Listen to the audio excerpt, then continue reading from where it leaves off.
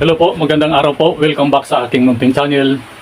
Ako po ay magdidemo ngayon ng tugang switch at 3 bulbs at dalawang 3-way switch. Ngayon po, sana po tapusin nyo ang tutorial na ito, lalong-lalo na doon sa mga beginners para mapulutan nyo ng kaunting kalaman tungkol po sa kung paano mag-install ng tugang switch, tugang 3-way switch at tatlong valve. Ngayon po, mag-uumpisa na po tayo. Ito po yung ating diagram. Ito pong line 1 at saka line 2. Itong line 2, direkta na po yan sa ating mga valve. Ito po yung ating valve 1, valve 1, valve 2, valve 3. Yung line 2, direkta na po yan sa ating mga valve. At yung line 1, diretso yan sa ating unang 3-way switch dito sa 0. Kasi itong dalawang butas na ito ay may continuity naman po ito. Ang wala lang continuity itong 1 at saka 3. Kasi ang 3-way switch may number po siya 0, 1 at saka 3. At yung line 1, diretso po yan sa number 0. At ito po, dinampiran ko po siya dito papunta sa ating tugang switch para magkaroon po ng supply yung ating tugang switch. At nag-jumper din po ako dito sa ating tugang switch para masupplyan yung pangalawang switch natin dito sa tugang switch. Ngayon, dito sa ating pangalawang 3-way switch, yung mga return,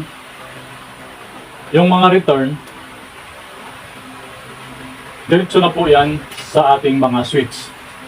Dito sa valve 1, yung return niya, diretso po dito sa ating tugang switch.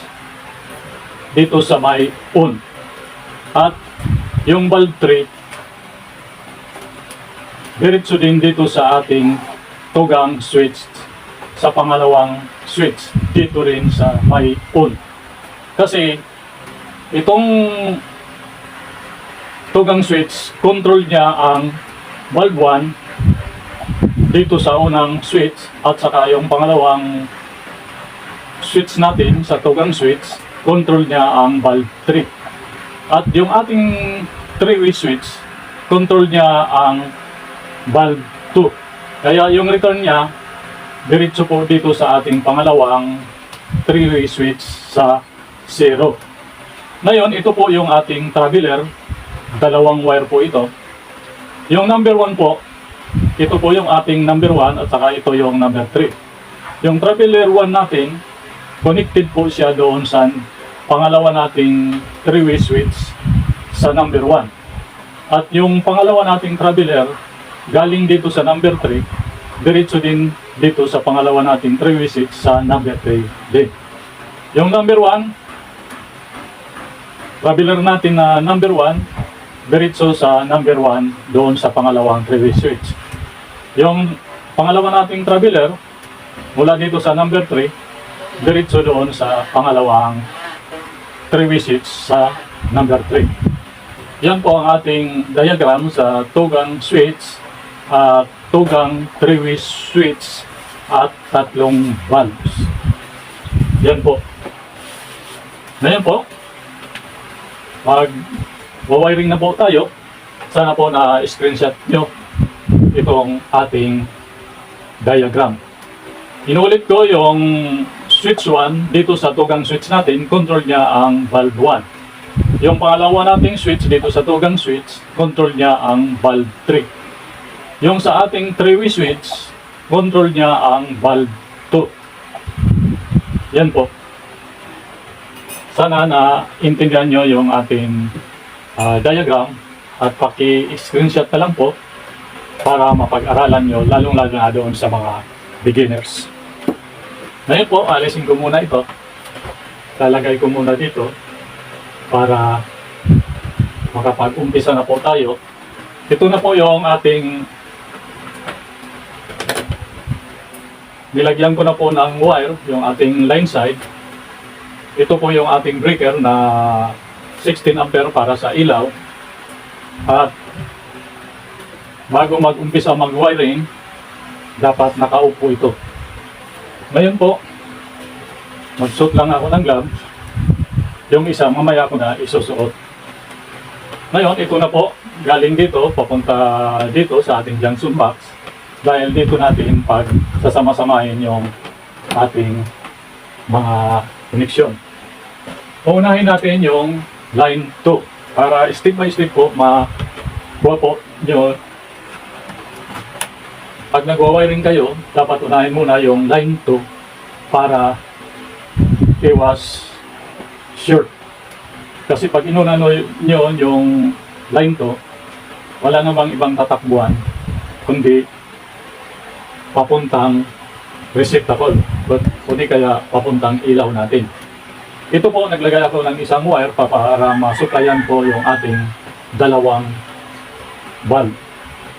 Ito po yung galing ditong line to at saka yung supply natin at yung home run papunta doon. Inilagay ko na po yung ating mga receptacle para mapadali lang tayo. Ito na po.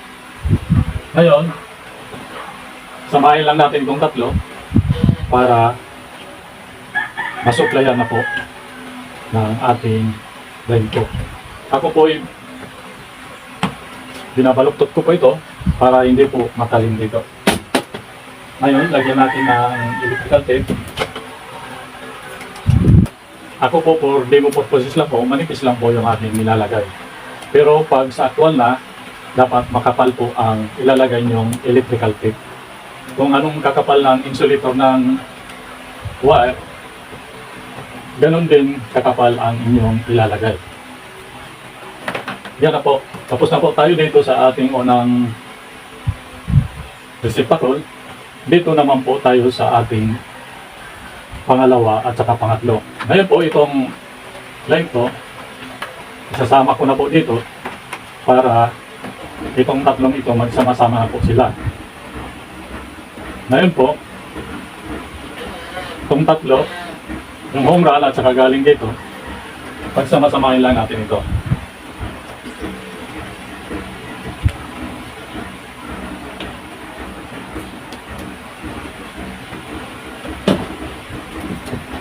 Lagyan natin ng electrical tape. Yan, tapos na tayo sa line 2 para sa ating tatlong receptacle. Ngayon, dito naman tayo sa ating mga return.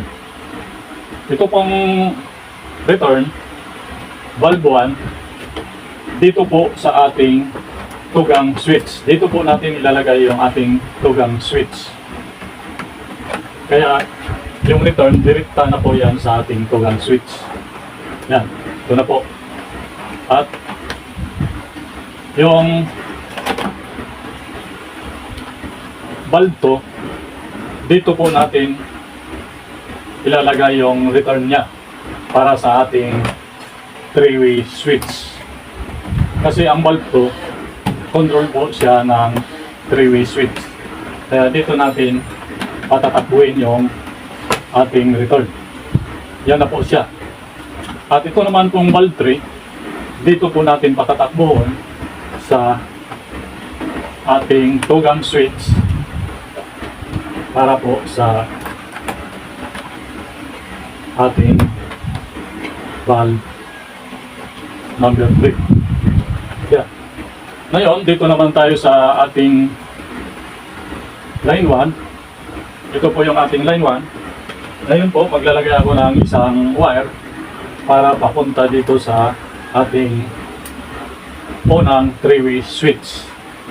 At maglalagay ako ng isang wire para sa ating home run para masuplayan yung ating tugang switch. Ito po, diretso na po yan dito sa ating tugang switch. Yan na po. Itong tatlong ito, yung supply natin at saka yung papunta doon sa tugang switch at yung papunta dyan sa unang 3-way switch natin, pagsasama-samahin lang natin ito para magkaroon na po siya ng supply.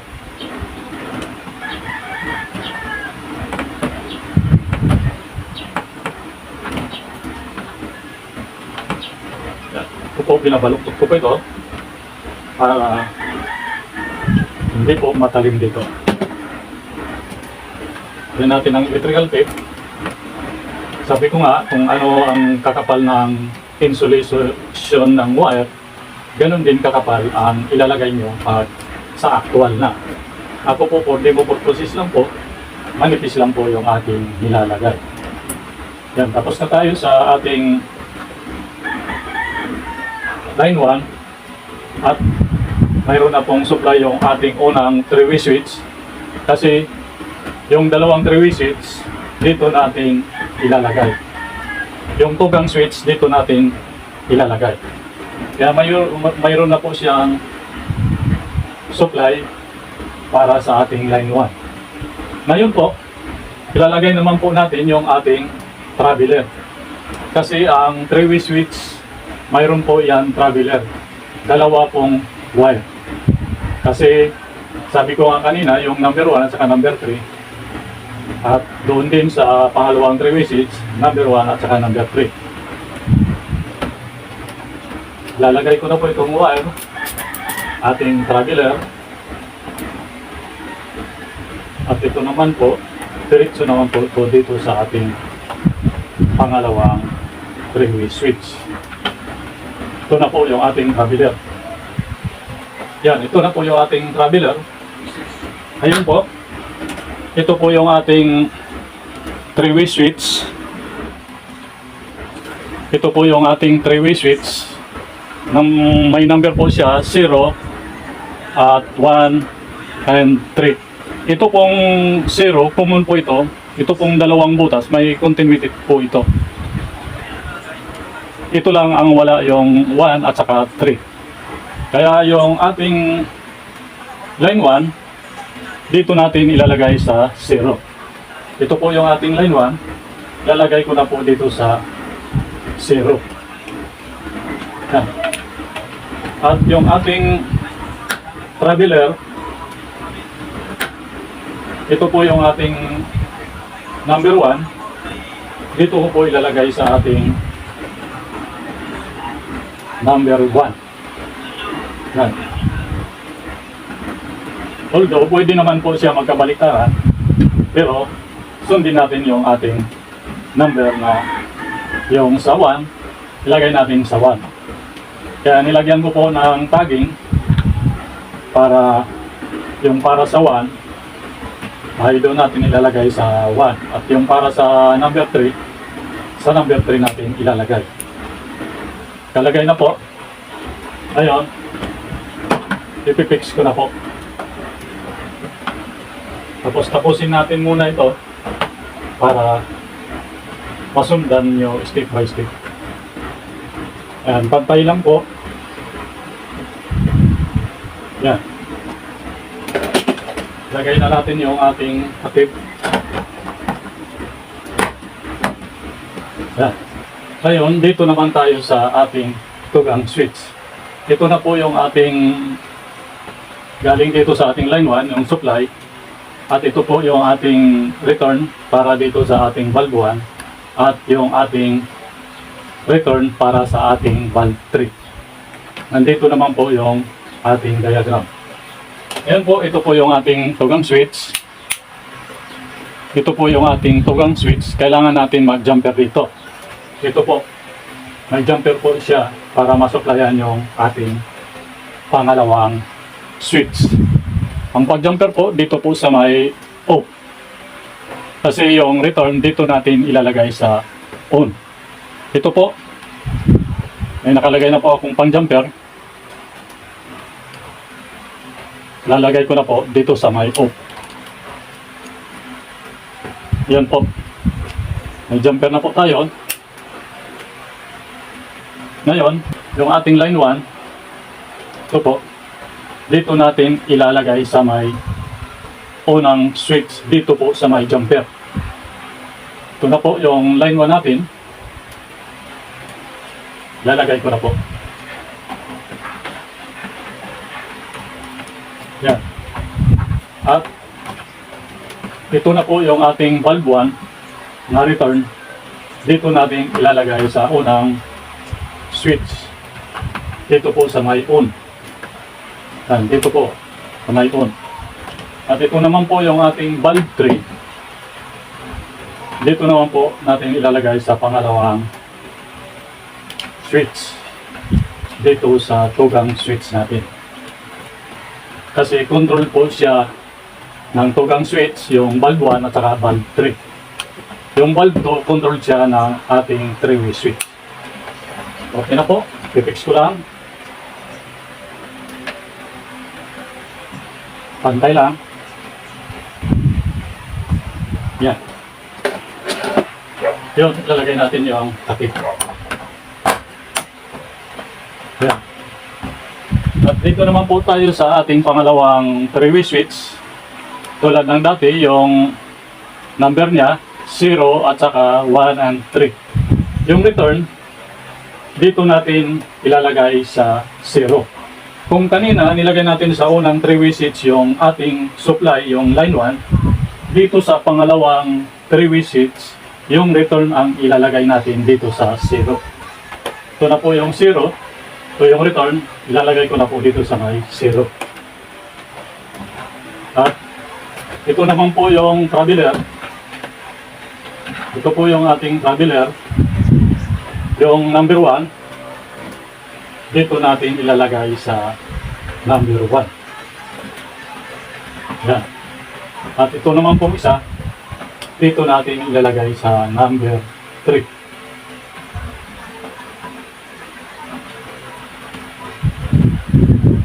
Yan.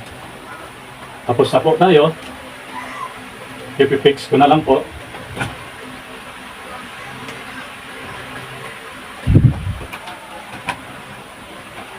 Sana po na susundan nyo yung ating ginagawa, lalong-lalo na doon sa mga beginners, para malaman nyo kung paano mag-install ng tugang switch at saka tugang 3-way switch. Yan na po. Tapos na po tayo mag-wiring. Ngayon po, bago tayo mag-power on, kailangan natin na i-circuit test muna natin kung okay ba yung ating wiring connection. Ngayon po, ito po yung ating digital. Lagay lang nyo sa ohms at lagyan natin ng yan. Ngayon po, pag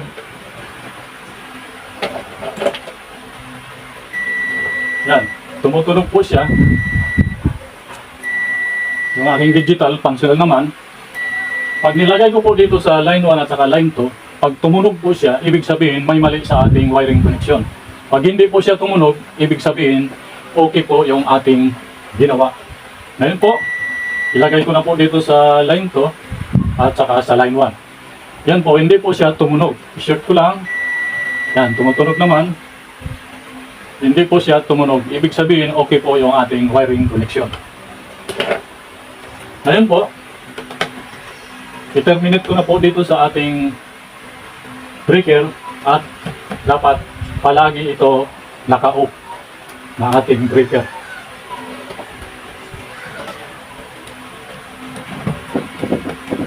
Ang ginagamit dito na wire para sa ating ilaw ay number 14 or 2.0 mm squared para sa ating ilaw.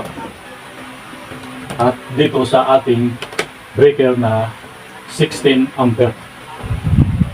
Ito naman po yung ating line 1. Lalagay ko na po.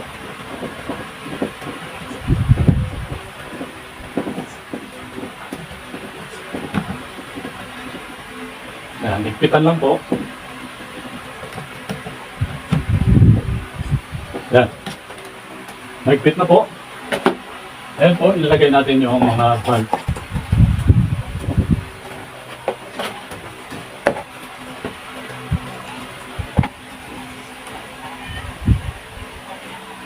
Yan. Ngayon po, kuha natin ng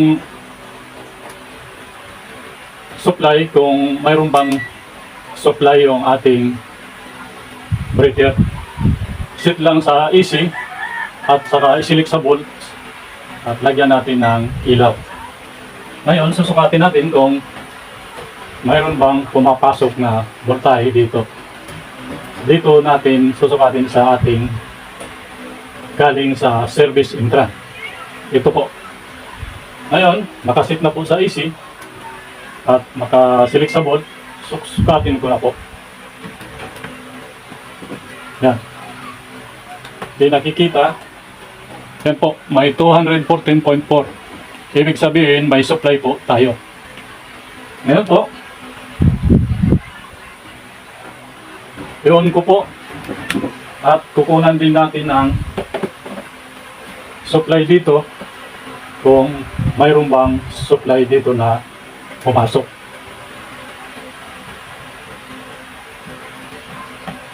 Yan. 214.2. 214.2. Ibig sabihin, mayroon na po tayong supply. Ngayon po, susubukan na po natin kung iilaw ba siya. At naka-on na po yung ating breaker. Ngayon, pag in-on ko po ito, dapat umilaw po itong valve 2. Kasi kinokontrol po siya ng dalawang 3-way switch. Itong ating valve 2. Ito naman valve 1, control siya ng unang switch natin dito sa tugang switch. Parehas naman itong valve 3, control siya ng pangalawang switch dito sa tugang switch. Ngayon, i-on ko na po kung iilaw ba itong valve 2. Yan, umilaw po. I-off ko, i-on ko, i-off ko dito sa kabila. Yan, i-on ko po, i-off, i-on, i-off ko po dito sa kabila. Yan. Ngayon po dito sa ating tugang switch, yung unang switch dapat umilaw po ito, yung pangalawa, itong valve 3. I-on ko na po. Yan, umilaw po. Off, on, off, on, off. At dito naman sa ating valve 3, dapat umilaw po siya. Yan. On, off, on, off. I-on natin dito sa ating 3-way switch. Yan. I-off natin dito. Yan. On, off, on, off, on, off, off, off. I-off, i-off, i-on, i-on. I-on natin dito yung 3-way switch. I-off natin dito yung 3-way switch. Yan, nag-off po siya. Yan, nag-on po. Ulitin natin. Off, on, off, on, off, off. I-off natin yung 3-way switch. I-on natin. I-off natin dito sa kabila. I-on natin. I-on. I-on. I-off natin dito sa breaker. Yan. Nag-off po siya. I-on natin. Yan po yung ating tugang switch at saka dalawang 3-way switch at saka tatlong valves. Ganyan lang po yung ating wiring connection para sa ating basic wiring connection para sa ating ilaw. Yan po. Tapos na po tayo. I-off ko po. Off, off, off, on. On, on, on, on. Yan po. Tapos na po tayo. I-off ko po dito sa ating speaker. Yan. Maraming salamat po sa inyong panonood. Sana tinapos nyo yung videong ito at demonstration na ito para po napulutan nyo ng kaunting kalaman tungkol po sa kung paano mag-install ng tugang switch at saka tugang 3-way switch at tatlong valve. Maraming salamat po. Sana po mag-subscribe kayo sa aking munting channel. Doon po sa nakapag-subscribe na, maraming salamat po.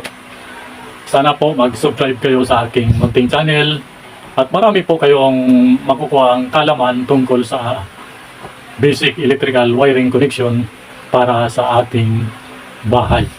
Marami na po akong mga in-upload. Sana po panoorin na lang po ninyo. Kaya maraming salamat po sa inyong panonood. Sana po pagpalain tayo ng may kapal.